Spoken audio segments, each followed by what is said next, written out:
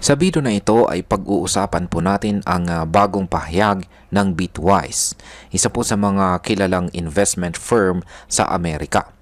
Ayon mismo sa kanilang Chief Investment Officer na si Ginong Matt Hugan, ang pagbili daw kay XRP ang pinakamalinaw at pinakamalinis na paraan para makasabay sa napakabilis na pag-usbong ng tinatawag na tokenization. Pero teka, ano nga ba ang tokenization? Bakit napakahalaga nito ngayon at bakit po si XRP ang tila bida sa bagong eksenang ito?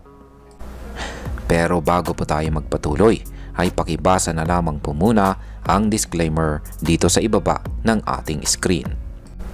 Simulan po natin kung ano po ang tokenization at bakit po ito tinatawag na next big thing. Ang tokenization ay isa po itong technology kung saan ang mga real-world assets gaya po ng lupa, stocks, bonds o real estate ay ginagawang digital token gamit po ang blockchain. Ibig sabihin, ang mga physical na asset ay pwede pong i-represent online bilang token na pwede pong bilhin, ibenta o i-transfer kahit nasaan ka pa sa mundo. Para itong paglalagay ng lupa mo sa internet at pwede mo nang i-trade sa blockchain gamit ang iyong crypto wallet. Ayon mismo kay Ginoong Larry Fink ng BlackRock, isa sa mga pinakamalaking investment firm sa buong mundo. Yan po yung BlackRock. Yan, napakalaki daw ng potensyal ng tokenization. At hindi lamang po siya ang naniniwala rito. Pati po ang SEC or Securities and Exchange Commission sa Amerika ay nagsabing ito ay isang significant innovation. Ngayon ay ano na po ang nangyayari sa tokenization ngayon? Sabi po ni Ginoong Matt Hugan, maraming malalaking galaw na ang nangyayari sa tokenization. Isa na rito ay ang $200 million na plano ng Mercado Bitcoin, isa pong malaking crypto exchange sa Latin America. Ang gagamitin po nilang teknolohiya ay ang XRP Ledger mismo. Tokenization ng bonds, fixed income at equity instruments, lahat ng ito ay idadaan sa XRPL. Bukod kay XRP ay sumasabay na rin sina Solana at Ethereum sa pamamagitan po ng kanilang mga projects kasama sina Robinhood at Kraken na ngayon ay may tokenized stock trading platform na. Yan, pero take note, para lang ito sa mga non-US users sa ngayon. Kaya si Coinbase ay humihingi ng permiso mula sa SEC para payagan din ang mga Amerikano na makapasok sa tokenized stocks.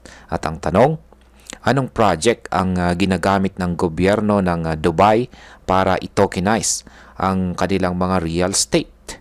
Yan, tama ka po. Walang iba kundi ang XRP Ledger din. Ngayon ay bakit si XRP ang itinuturing na pinakamalinis na paraan para mag-invest sa tokenization? Ayon po kay Ginoong Hugan, ang pinakamagandang paraan para makasabay sa 4,000 times growth na inaasahan sa tokenization market ay ang mag-invest sa tinatawag niyang basket of layer 1 blockchains and infrastructure plays. Kasama po rito sina Ethereum, Solana, Chainlink at syempre si XRP. Pero bakit si XRP ang highlight? Simple lamang po yan. Kasi si XRP ay mismong ginagamit sa mga aktual na project ng tokenization. Hindi lang ito hype or white paper lamang. May aktual po na $200 million tokenized assets na dadaan sa kanya. May project rin siya sa Dubai at siya rin ang may pinaka-stable na ecosystem pagdating po sa financial institutions. Para kay Ginoong Hugan, ito ang cleanest na paraan dahil may malinaw na track record sa XRP sa mga institutional grade projects. Magkano naman po ang pwedeng abutin ng presyo ng XRP sa hinaharap? Ayon po sa bagong analysis, kung makuha ni XRP ang 20% ng projected $18 trillion market ng tokenization pagsapit ng taong 2033, posibleng pumalo po ang kanyang presyo sa pagitan ng $37 hanggang $54. Isipin mo, mula po sa kanyang presyo ngayon na halos wala pa sa $1, pwedeng maging 50 times o higit pa ang gain or kita. Pero syempre, yan ay depende pa rin sa adoption, regulation at saka overall market sentiment. Ano naman po ang papel ng ibang crypto gaya ni na Ethereum, Solana at Chainlink? Habang bida si XRP sa Real World Asset Tokenization or RWA, may papel din sina Ethereum at Solana. Si Robinhood ay gumagamit po ng Ethereum layer na tinatawag na Arbitrum para sa tokenized stock trading. Si Kraken naman ay nasa network ni Solana. Ibig sabihin, habang si XRP ay tumutok sa tokenization ng mga bonds at real estate, sina Ethereum at Solana ay pumapasok sa tokenized stocks. At si Chainlink naman, siya po ang pangunahing data oracle na nag-uugnay ng blockchain sa real-world data. Halimbawa, kung gusto mong malaman ang presyo ng lupa in real time, si Chainlink ang magbibigay ng info sa blockchain. Ngayon ay pag-usapan naman po natin kung paano po tayo makakasabay dito bilang mga Pinoy crypto traders at investors. Una, dapat mong pag-aralan kung paano gumagana ang mga layer 1 blockchains na ito. Tingnan mo kung paano ginagamit sa XRP sa mga project, lalo na sa real estate, bonds at institutional finance. Pangalawa, kung naghahanap ka ng long-term investment, ito na marahil ang isa sa pinaka-promising na sektor. Hindi lang ito hype, may actual na paggamit. May malaking pondo na pumapasok at may suporta mula sa regulators.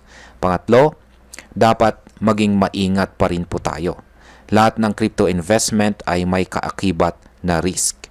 Hindi porke sinabi ng Bitwise na cleanest way ay wala ng risk. Kailangan mong gawin ang sarili mong research. At ngayon ay ano naman ang maaring maging epekto nito para sa atin bilang mga Pinoy crypto traders at investors. Malaki po ang maaaring maging epekto nito para sa atin. At bakit? Dahil habang maaga pa lang, pwede na tayong pumasok sa mga project na may potensyal na maging next big thing. Hindi natin kailangang maghintay na maging mainstream pa ito bago tayo kumilos. Lalo na kung may hawak ka na kay XRP ngayon, baka ito na ang simula ng long-term success mo sa crypto. Sa panahon na maraming tao ang nalulugi sa mga meme coins at hype projects, ito ang pagkakataon na makasabay tayo sa real use case projects na may halagang pangmatagalan. At bilang panghuli, ang masasabi ko naman tungkol dito ay para sa akin maganda ang direksyon ng tokenization at ang papel ni XRP dito ay hindi na biro. Kung ang XRP ledger ay patuloy na magagamit ng malalaking institution para sa tokenization ng assets, mas lalo po siyang magiging valuable. Pero hindi po ito garantiya. Kaya kung papasok ka man kay XRP ngayon, gawin mo ito bilang bahagi ng diversified portfolio mo. Hindi all in, kundi strategic. At higit po sa lahat, huwag mong kalimutang mag-aral araw-araw. Dahil sa mundo ng crypto, ang pinaka maabilidad, masipag at updated ay sila po ang tunay na nananalo. At ayan, hanggang dito na lamang po tayo sa video na ito mga ka-crypto. Marami pong salamat sa panonood. Ingat po tayo lagi at God bless po sa ating lahat.